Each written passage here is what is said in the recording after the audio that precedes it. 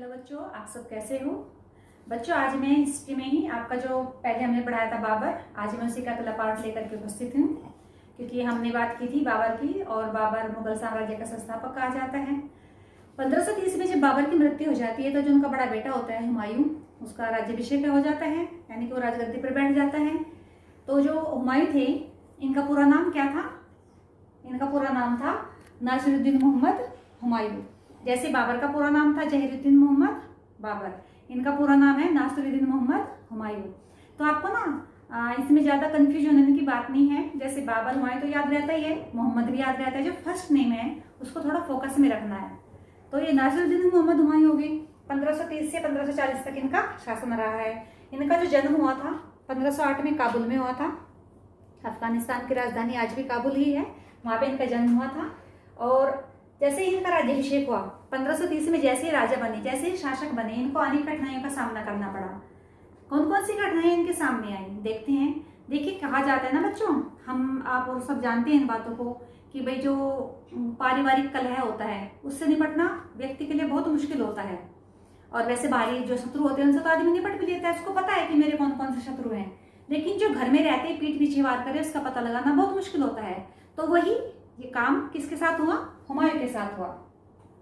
और जो बाबर का बड़ा बेटा था बहुत ही नरम दिल इंसान था, इसलिए वैसे भी हम जब स्कूल की अगर हम बात करें तो हम भी डिसिप्लिन अगर रखते हैं तो थोड़ा सा हमें भी कठोर होना पड़ता है ना आपके लिए, हैं। तो कहते हैं कि भाई सीधी उंगली से घी नहीं निकलता, टेढ़ी करनी पड़ती हैं।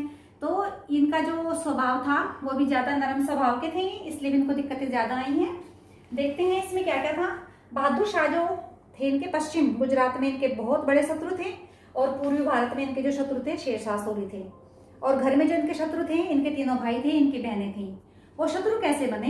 वो शत्रु ऐसे बने, कहा जाता है कि भाई जैसे इनका राज्याभिषेक हुआ, ये बड़े बेटे थे, तो इन्होंने बंटवारा कर दिया कि भाई जो मेरे भाई हैं, अंसारी का ये है, हिंदाल का ये है। लेकिन उनको वे मानते रहे कि हमें इसने अच्छी तरह से हमारे साथ बंटवारा नहीं किया, हमें तो दूसरा पोर्शन चाहिए था। तो जैसे हम आपस में भी अगर बात करें, जब हमारी नियुक्ति होती है, हम चाहते हैं कि हमसे होम डिस्ट्रिक्ट में आए, कभी कभी दूर भी जाना पड़ता है, तो परेशानियां आती हैं ना। तो इसलिए इसे घर से भी शत्रुता मिली और बाहर से भी। तो बाहर कौन कौन से शासक थे? दो प्रमुख इसके शत्रु थे। पश्चिम गुजरात में इसका बहादुर शाह, और आपका पूर्वी भारत में शेरशाह सूरी, जो दोनों हर समय ये चाहते थे कि कैसे ही युद्ध करके हुमायूं को भारत से बाहर निकाला जाए। तो देखते हैं 10 वर्ष के शासन में इसने कौन कौन से युद्ध किए। 1531 में कालिंजर का युद्ध हुआ, वह हुमायूं और गुजरात शासक बहादुर शाह के बीच में हुआ था। इसी के एक साल बाद देखो बच्चों, 1532 में दोहरिया का युद्ध हुआ, जो महमूद लोदी व हुमायूं के बीच हुआ, और इसमें महमूद हार गया था। और 1533 में दीन पनाह, जो पुराना किला का जगह का नाम था, इसने इसको दिल्ली में बनवाया था। हुमायूं का जो शासनकाल था वो केवल 10 साल का रहा। और सबसे जो मेन युद्ध आता है इनका, वो आता है 1539 का युद्ध। 1539 का युद्ध चौसा जगह का नाम था, इसलिए इसको चौसा का युद्ध कहा जाता है। हुमायूं व शेरशाह के बीच इसका युद्ध हुआ। शेरशाह जो अफगान शत्रु था, इसका बहुत बड़ा शत्रु था। और इसमें कहते हैं कि जो हुमायूं था, इसकी हार हो जाती है, और ये अपनी जान बचाकर भागता है। तो जैसे अपनी जान बचाकर ये भाग रहा होता है, तो एक भिश्ती होता है जो सिर्फ नदी पार कराता है। तो उस समय अपनी जान बचाकर भाग गया। ये सिंध में रहा 15 साल। 1530 से 1540 तक शासन किया, क्योंकि 1539 में चौसा का युद्ध हुआ। इस युद्ध में इसकी हार हो जाती है, और हार से इसने अपनी जो हार के बाद इसने अपनी जान बचाई भाग करके। तो जैसे ही अपनी नदी से जान बचाने के लिए भाग रहा था, तो एक लोग ने इसकी हेल्प की, वो जो भिश्ती था।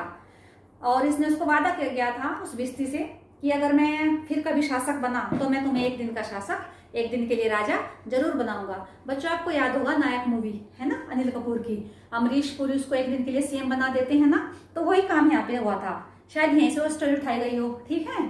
तो अपने वादे के मुताबिक बाद में जब ये भारत आते हैं, 15 वर्ष सिंध में रहने के बाद 1555 में ये भारत आते हैं। और 1555 में जब ये भारत आते हैं, तो जो कि इनका बेटा होता है ना अकबर, इसके बाद जो राजा बनेगा, क्योंकि 1556 में इनकी मौत हो जाती है। मौत कैसे होती है? ऐसा माना जाता है कि पुस्तकालय की सीढ़ियों से ये उतर रहे थे, और उतरते उतरते इनका पैर फिसल गया, तब इनकी मौत हो जाती है। लेकिन जब 1555 में ये सिंध से भारत लाते हैं इनको अकबर, तो इन्होंने अपना वादा निभाया था, उस भिश्ती को एक दिन के लिए इन्होंने शासक बनाया था।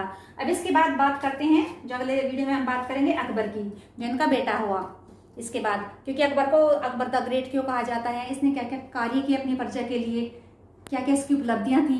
लेकिन हुमायूं का जो वो शासन था वो 10 साल का था, लेकिन बाबर ने 4 वर्ष में कितना कुछ किया, तो हुमायूं को ज़्यादा कुछ करने का मौका नहीं मिला। तो लेकिन 10 वर्ष के शासन में इसका जो मेन युद्ध होता था वो 1539 का था, और ये हुमायूं के कार्य थे, ज़्यादा कुछ अपने शासनकाल में कर नहीं पाए क्योंकि इनके विरोधी बहुत ज़्यादा थे। तो अगली वीडियो आपके लिए उपस्थित होंगी मैं लेकर के अकबर की। ओके बच्चों, टिल देन बाय।